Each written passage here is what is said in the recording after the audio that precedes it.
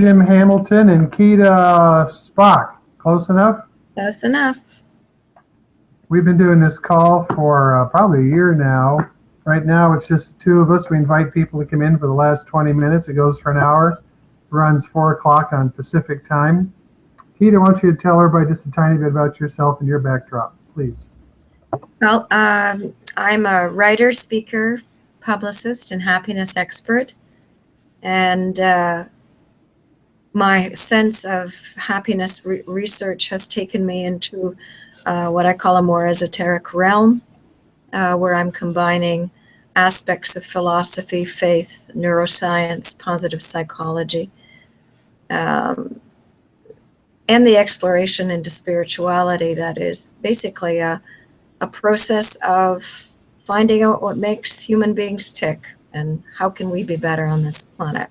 So that's what I'm all about. How we can tick better, huh? Yeah. Well, myself, my main claim to fame is my main claim to fame is an uncommon amount of common sense. That's what I call it. And then tempered by 40 years of meditating. So I used to say, once upon a time, I used to say, 2 years contemplating a tree, you could learn everything there is to know. In fact, I touched on that in my most recent article, Relentless, what is it? Relentless Optimism. Relentless Optimism, thank you. Something about leadership, I forget what. Mm-hmm. And so what we're both about is that the world is all connected. We were talking about our connection right here with Google Hangouts on air and wondering how that gets interfered with or what makes it stronger.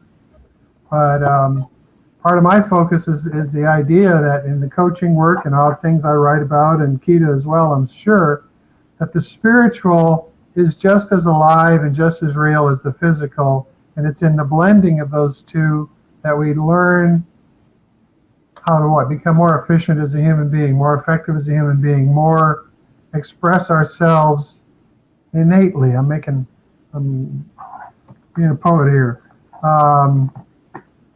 Well, we're certainly, what we're doing is we're apparently many have said that we are complete unto ourselves when we come into the world, and basically through our journeys, life process, we rediscover our authentic selves. It's as if we have to come home to ourselves to really know or to appreciate and understand that we are already complete. But the aspect of finding that completeness is what our life journey is all about. So I was going to ask if aren't we all authentic anyway? I mean, I'm sure. Well, now I'm really stretching when I say Donald Trump's authentic, but certainly he's being what he does the best. I think that's me trying to dial you a while ago. Yes, that was me trying to dial. That was me trying to call you when the phones are acting up. And so, one of the things I like to say is the idea that everybody does the best they can. And for some of us, we look at others and we go, well, that ain't much. Or I shouldn't say it quite like that, but everybody does the best they can. And as we better understand doing the best we can and are driven to do the best we can, some of us learn how to partner with something bigger than ourselves. I call it innate intelligence. And we become partnered with something bigger than ourselves. We allow innate intelligence to partner with us.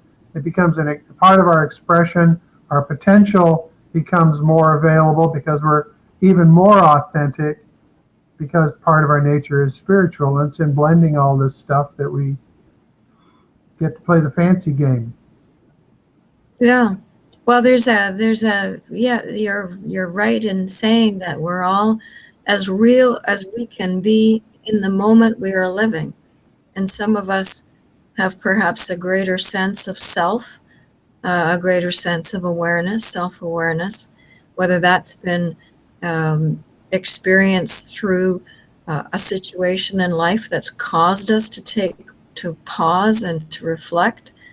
Others maybe zooming through life without reflecting or pausing at all because their life seems to be going in a very fine progression. And others are proceeding in fits and starts. So there are a lot of questions, perhaps, sometimes doubts, sometimes anger, these kind of emotions that come into play when things in life are not coming out or turning out perhaps the way that one expected.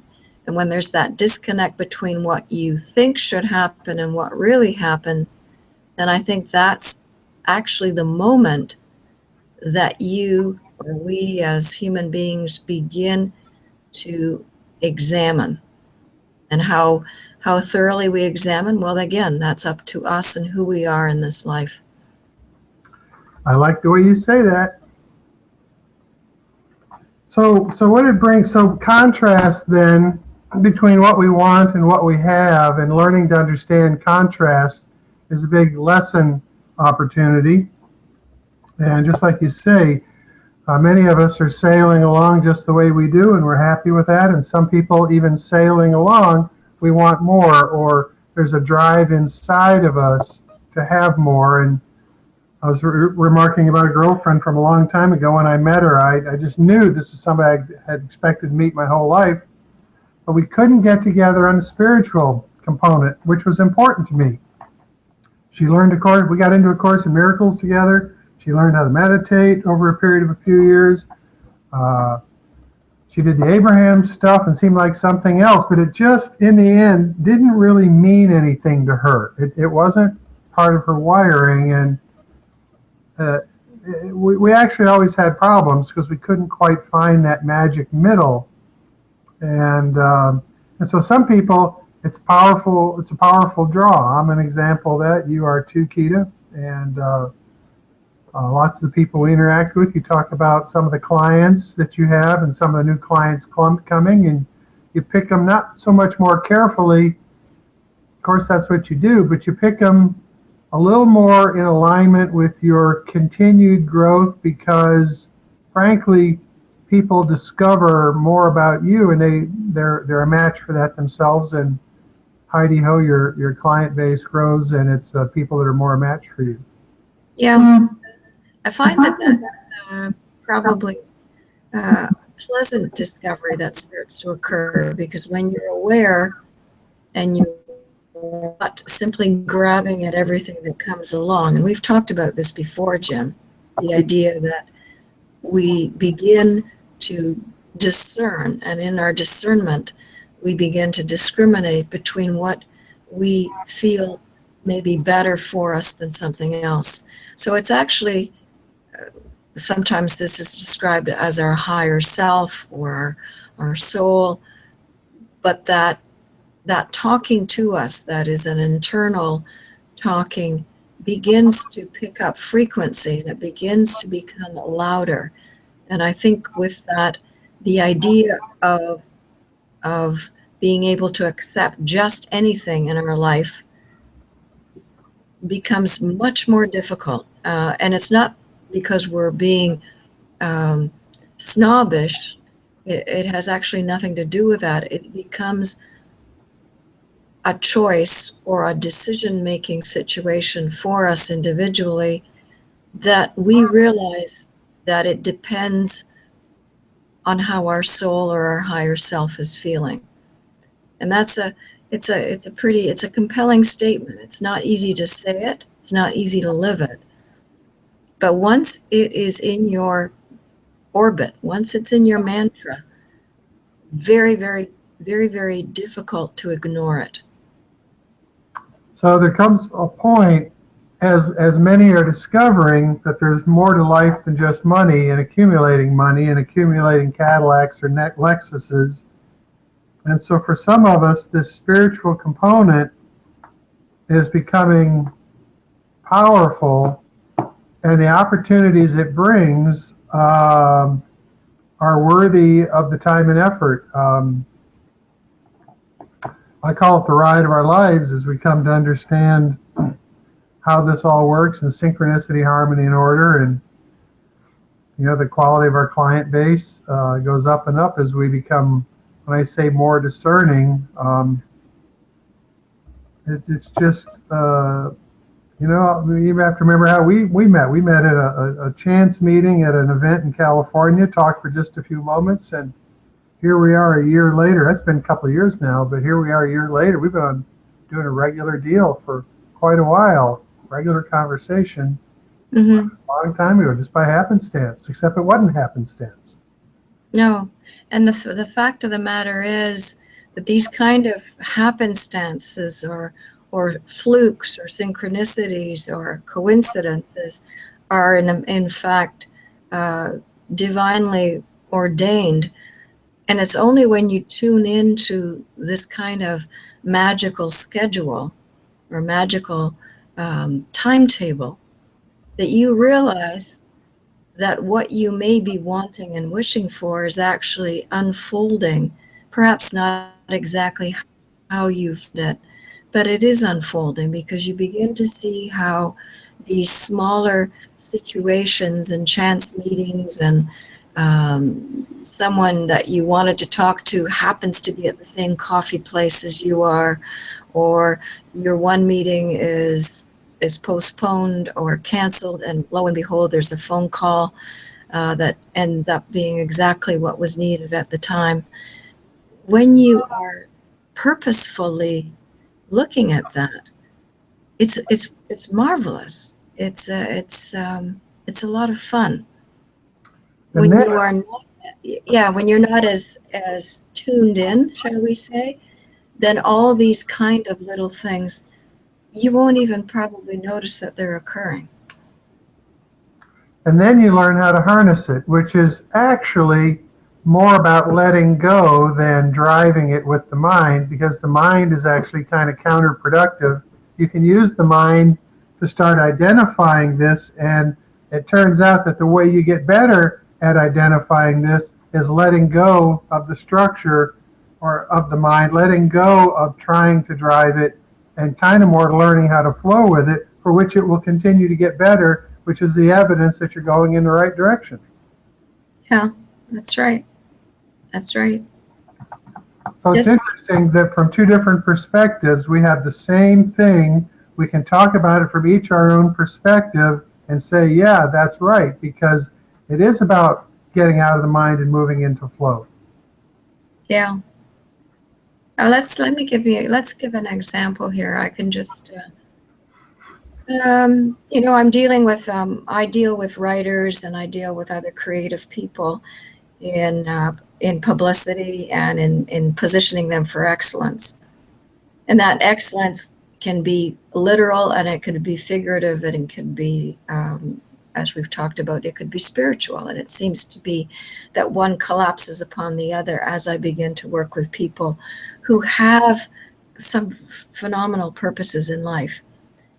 Anyway, I was dealing with a cookbook author, and she's doing quite well in selling at a particular bookstore.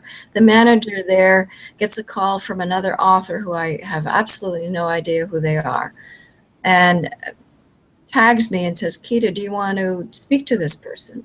Turns out that he and his wife are founders of Child Haven International. And so over the years, they've adopted children from all over the world in less fortunate countries. And right now he's published a book called Bonnie and Her 21 Children, because they've literally adopted 21 kids in Wow. a course of 25 to 30 years. And again, I don't know this person from anybody else, and yet the connection has been extremely strong because, first of all, the purpose that they're fulfilling in life completely aligns with the kind of values and principles that I espouse. That's Sure. one thing. And secondly, in the phone conversation, because he said, gee, Keita, I like the way you are. So he's asked me to come out, and so I'm going out for a consultation tomorrow. So there's a client birthed in a completely unrelated way. It's not me going after somebody. It's somebody rather coming into my life because the time was right. So you make the transition from that mind-driven version of get, get to receive, receive, receive. True. True. So one of the things that we had talking about was, well,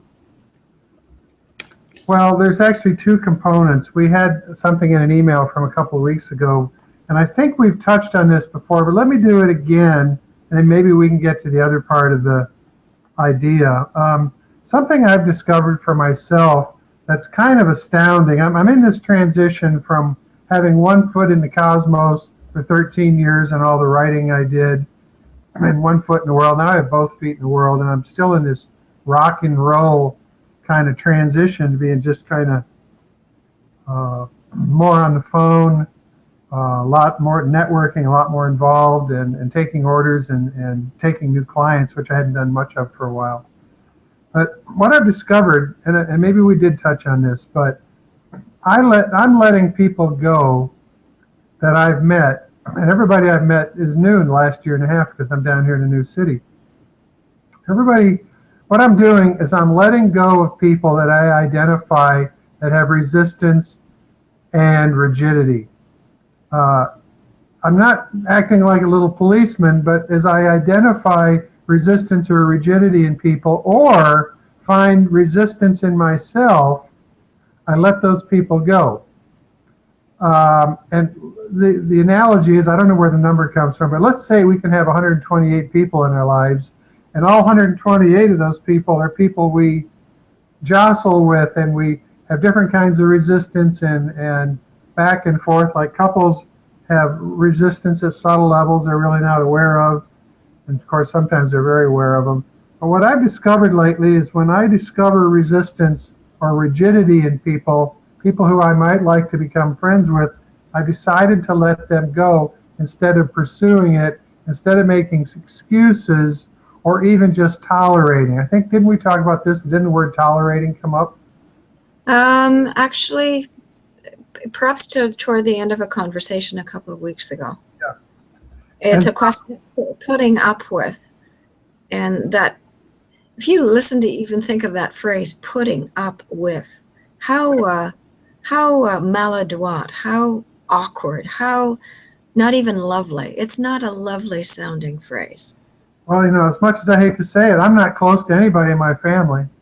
My brothers and sisters, my parents are gone, but none of us are close at all. And most of us feel obligated to our family, whether we get along with them or not. And I've let mine go, and I'm much happier for it.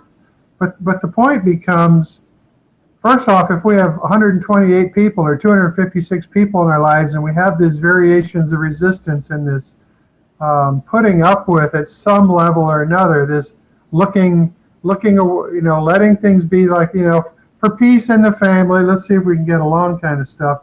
And as I let those people go that have rigidity or resistance, and next thing you know, let's say I only have 56 people in my life that are a match. What I've left is a big hole or a big opening for new people to come in. And as new people come in, when I say select, I look for people that are a match for me, and what I'm about is allowing. And as I find people that are a match for me, I'm now building much better relationships, and what I'm building for myself and supporting in the other, and vice versa, is this continuation of synchronicity, harmony, and order, because resistance is not what holds and ties our stuff together. That tension of resistance holds so much together, and I'm suggesting it's very obsolete. We need to learn how to do it differently. Mm-hmm.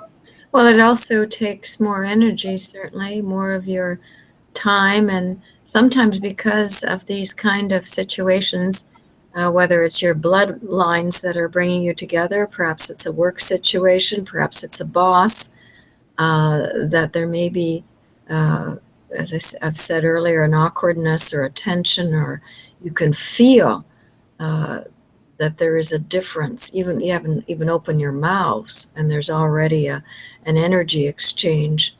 And as you become more proficient at this, as Jim has said, then your ability to sort of understand, first of all, what that person is about.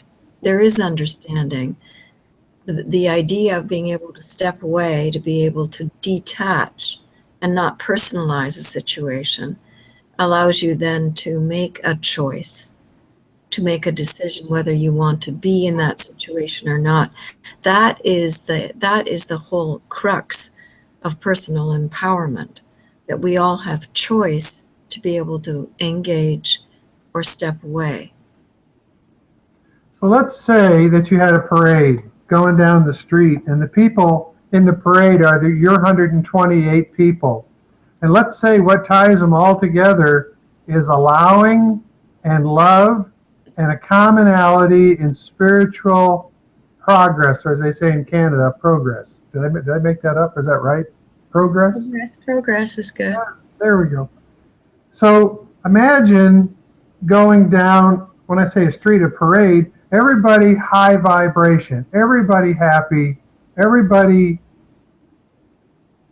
joking with each other, everybody in a high state of excitement, appreciation, knowingness, comfort, all those kinds of things. And then imagine a different group of 128 tied together with rah rah this, rah rah that, rah rah, you know, all the kind of the negative stuff. I don't feel like trying to figure out too much what that is, but just that kind of internal tension that you get from too many people watching the news and then comparing stories about their version of what the news says. I mean, and so I wonder what would it be like. Let's say you're building a parade of your 128 people, and you let, I don't know where the numbers come from, you let 56 of them go, and so your parade has a big opening, but it's all the people that are in it are pure and they're clear, or as clear as you are able to achieve as you build your parade, you build your group, the people that you interrelate with.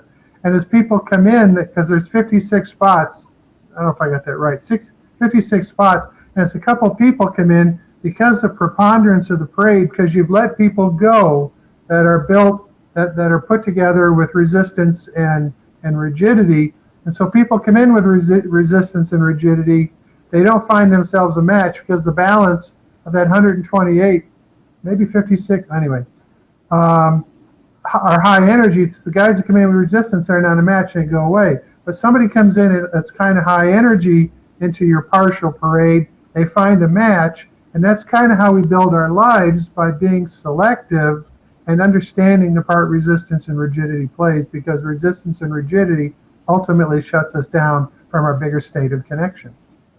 Right. Yeah, it's a good analogy. Good analogy. And I think initially, because of it could be cultural conditioning, it could be what parents have said, it could be authority figures, the idea of being nice and polite. Once you realize that those aspects of behavior are either, for you, they're not working anymore, because you don't want to be in situations where you're acting nice, but really it's becoming even intolerable, or the expenditure where perhaps you're being not well appreciated, perhaps you're being even manipulated, and you're tired of that kind of boundary crossing.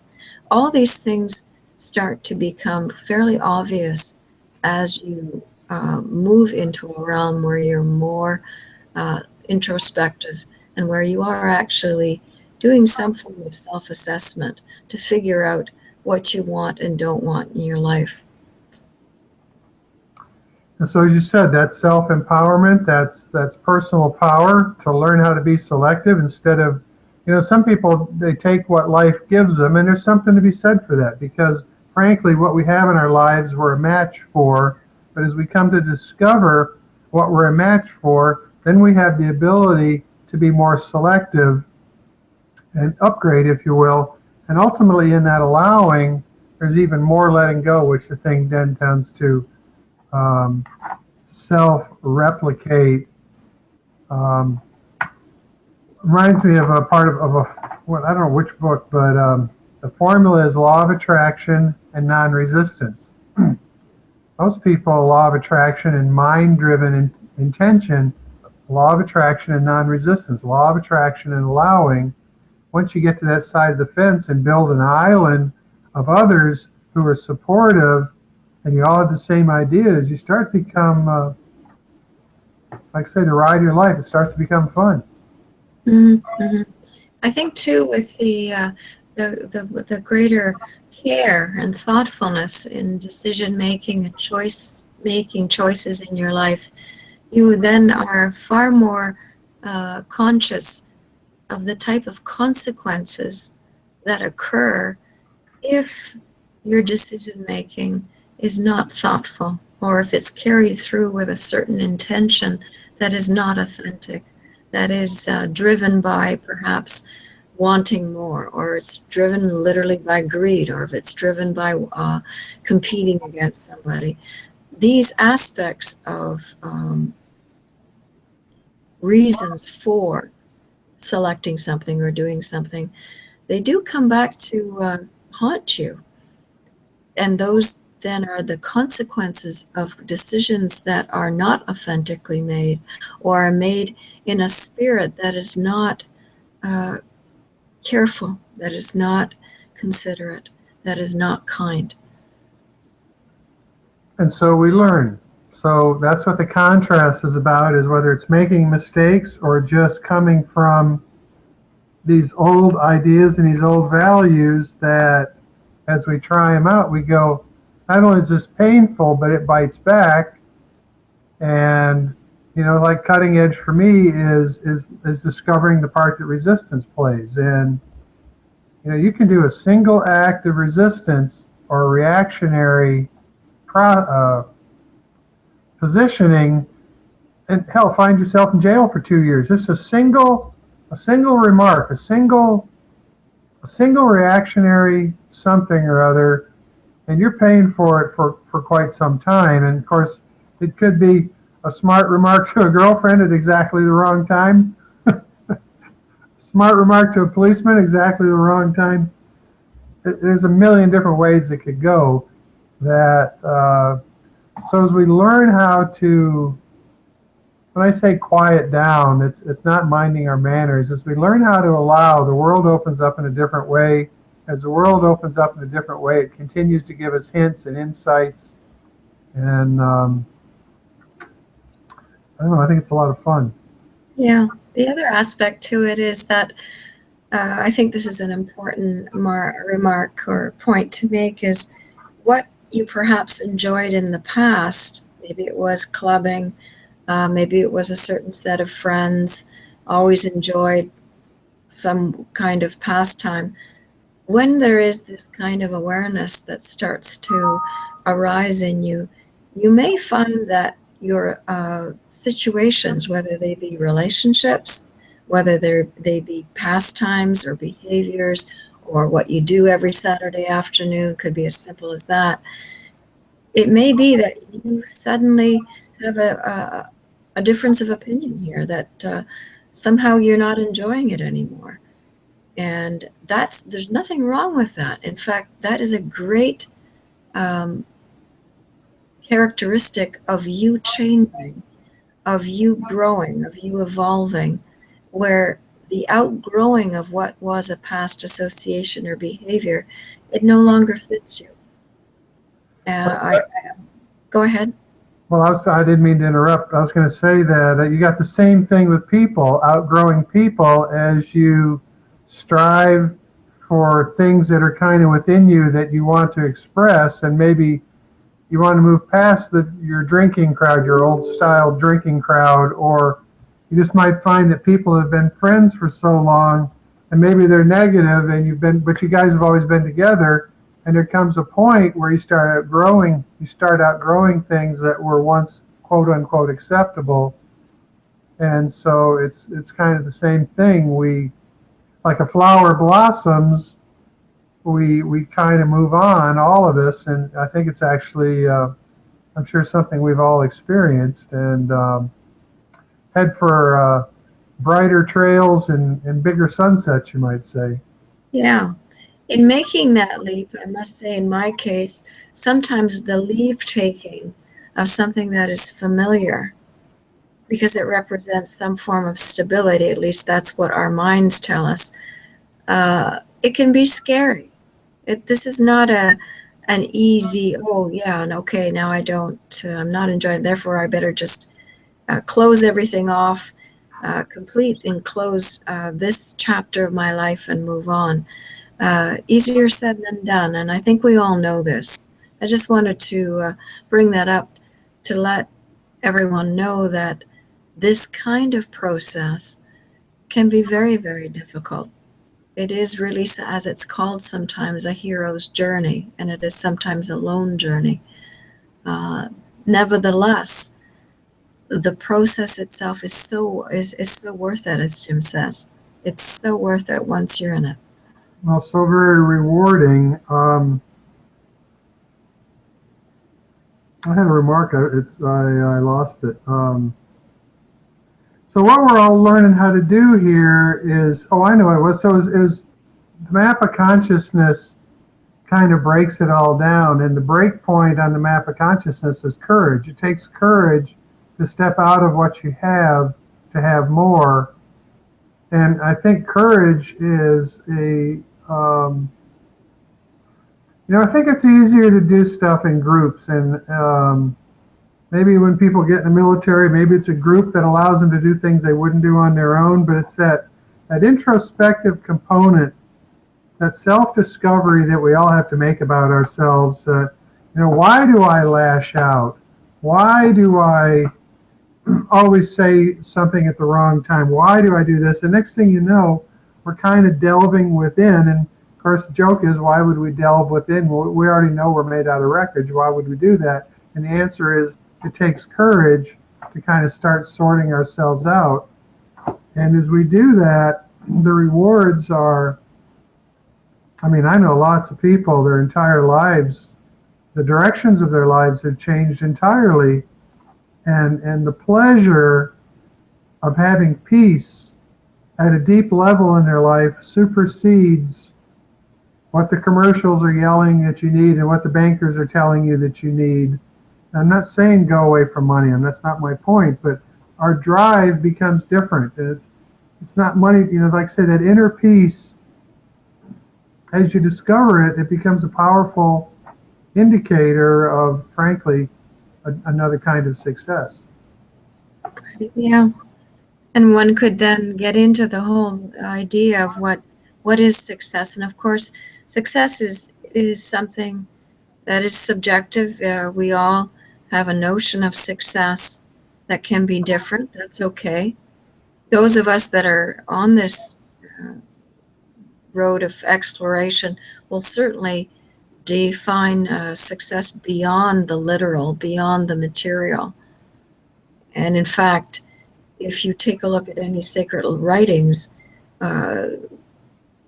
it's been said that we have it backwards. We're aiming for the material, and yet it's the spiritual success or the spiritual riches that are to be claimed first, and the material will naturally follow.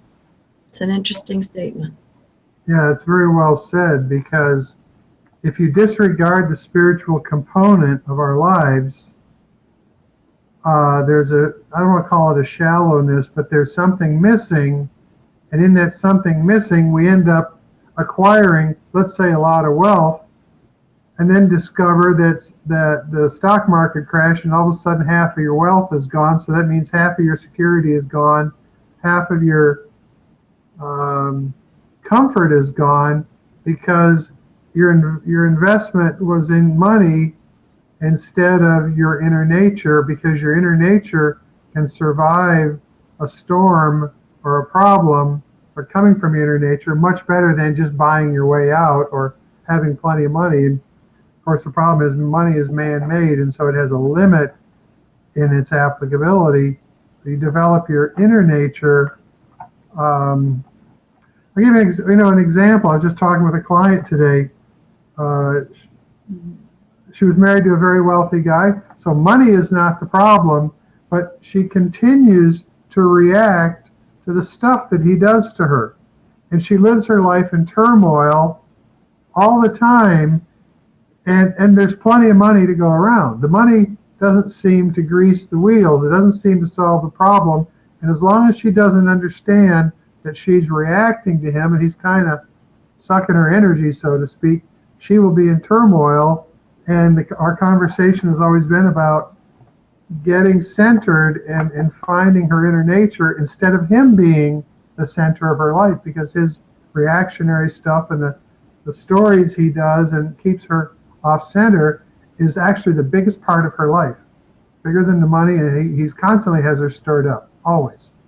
Mm. It is interesting, though, that sometimes we become, you could almost use the word addicted, addicted to the behaviors or to the stories. Let's use that word, the stories that are going on in our lives. The stories, the drama, the texture of what we consider significant or big or earth-shattering may in fact be these kind of stories because they give us a certain thrill, or they give us a certain sense of feeling alive. There it is, a feeling alive. We hold on to them, even if they are not good for us, because we worry, or we fear the fact that if we don't have these kind of situations or these kind of interesting, dramatic stories, then our lives won't have value. And a lot of this kind of conjecture, this kind of scenario building, is the stuff of TV, is the stuff of media, is the stuff of the external, and really has nothing to do with what is the important, or the importance or the essence of what is inside us. Didn't Carly Simon have a song about if it wasn't for pain, she wouldn't even know she was alive? Something like that? Yeah. Now, there's many people who need the drama, need the pain, or need the high, the lows and the highs, in order to feel. Yeah. Feeling anything is better than nothing, I suppose. Right. Yeah. So as we come to understand that, we come to understand the mechanism behind it, and we come to learn how to clear it and go on our own way. But it's like this woman, her ex-husband is the biggest thing in her life, and he constantly pokes at her. He constantly keeps her riled up and upset and thrown off base, and she's in a lot of pain. And she works hard, but so we all need to learn how to recognize certain. So in the resistance to him, by the way, she becomes partnered with him. Resistance is a wild thing. You would think that if you push away what you don't want, that it would push away. But the problem with pushing away, there's not a solution. There's nothing happens after pushing away. As a goal, you can't say, I'm going to push something away. You have to say, what I want in my life. You can't say I'm going to push something away, because it doesn't leave anything new to happen. Mm-hmm. You've got to be clear about what's next. And if our goals and our intention is based on pushing against what we don't want, frankly, actually that's a variation on law of attraction. What you focus on expands, and if you resist what you don't want, you're actually focusing on what you don't want. Therefore, you keep having what you don't want, and there's kind of the foundation in understanding how to escape it. And of course, the secret is you have to love what you once hated or what you once resisted. And now we're starting to get into the meat of what consciousness is about, because resistance is the low end, loving is the high end, and there's a way to do that where you don't end up being the doormat, where you don't end up being. That's the big confusion, is people think, well, or I once hated somebody, I'll just love them, and they wonder why they get run over. There's a little bit more to it than that, but that's what consciousness is about. Yeah, there's a one. I think what's happened with a lot of the self-help books, some of the spirituality books, is everyone's got the quick formula. Here's the formula to be happy. Here's the formula to be successful. And the fact of the matter is, there are aspects to certain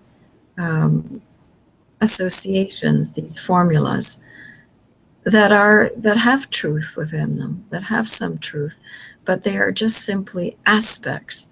And it really is important for all of us, if we are going to discover ourselves, that we be thorough, that we be comprehensive, that we research, or that we really look at something in a whole kind of way, not through 6 quick steps and you're a perfect human being. Again, unfortunately, our society, being the 24/7 society it is, we equate speed, or we equate sometimes instant gratification with the best way, because it can be the easiest way. But I think both of us here are maintaining that the easiest way or the quickest way is certainly not the way or the means to find fulfillment. Well, and as through trial and error, it comes to us, especially those that are looking for more. And what's curious, not everybody's looking for more.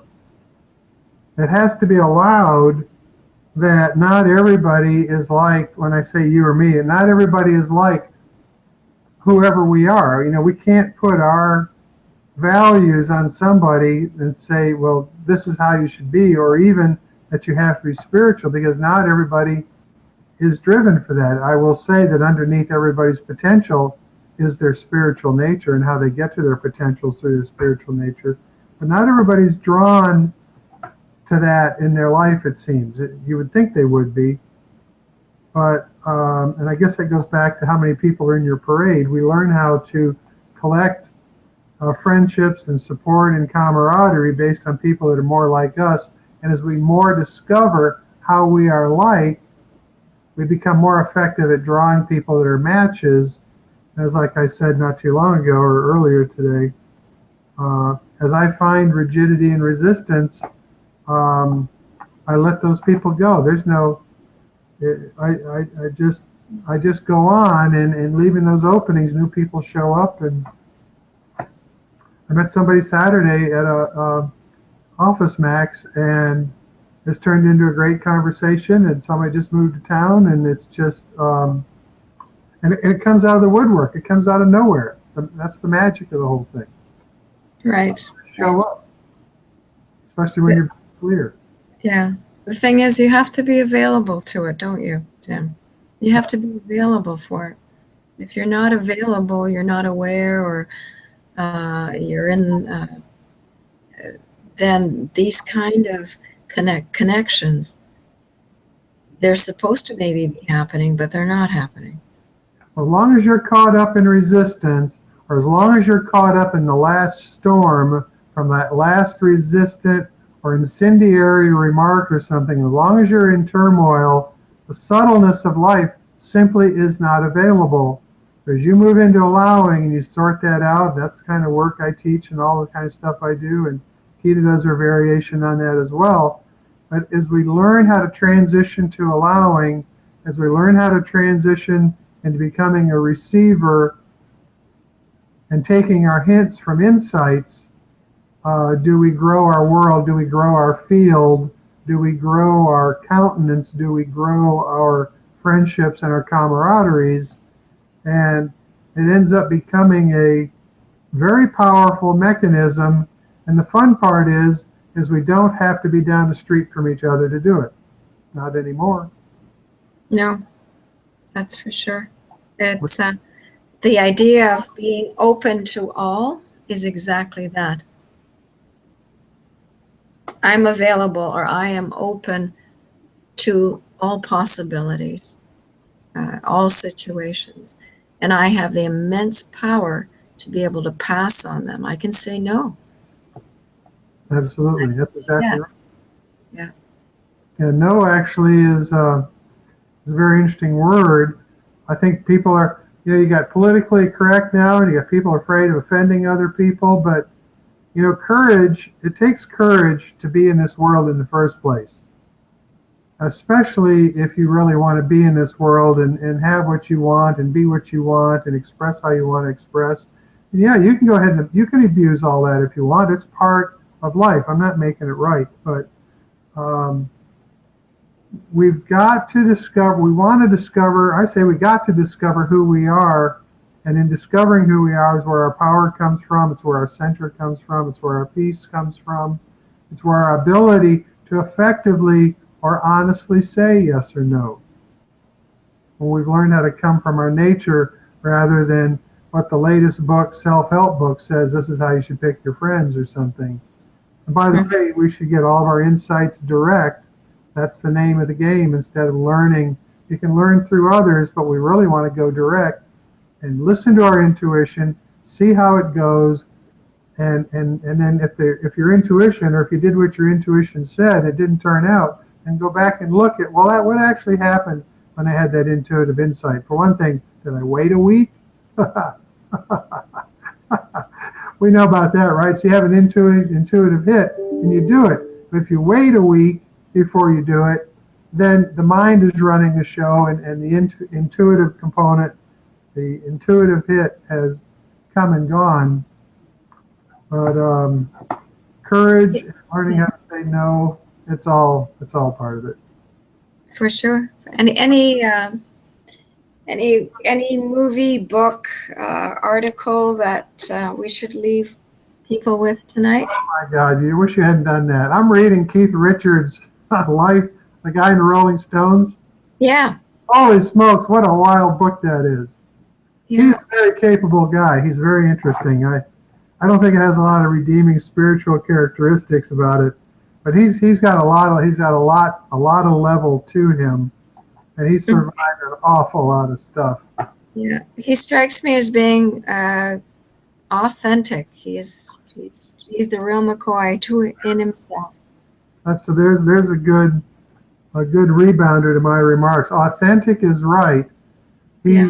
He spends the first 100, it's 500 or 600 pages. I picked it up somewhere. I actually picked it up because I thought it was a true autograph. And I thought, oh man, I found this book in this bookstore that had a real autograph. And turned out it was on the inside cover. It's something they printed. But he talks, the first 100 pages, he talks about how he grew up. He grew up very poor. He knew Mick Jagger a little bit from very early on. And how he moved into music through his uncle or whatever, and a very honest book and very interesting. I'm almost wondering if autobiographies might be an interesting place to play, because it's kind of a first place. Now, we had somebody help him, of course, but quite an insight into a human being who has done just about everything that there is to do. And they're still going strong, those guys, still going strong. Yeah. They're in their 70s, I think. They must be in their 70s. Yeah. So, But it's certainly, the idea of one size fits all does not reign true here at all. Even though we're all looking at something similar as our destination, the way we're all going about it is absolutely unique to us. And again, that's a great gift. One doesn't have to be Keith Richards.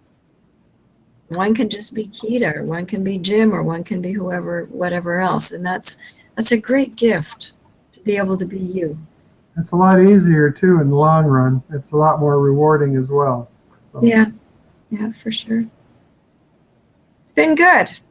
It has been good. We're doing our hour thing right now. We'll continue next week. You up for next week?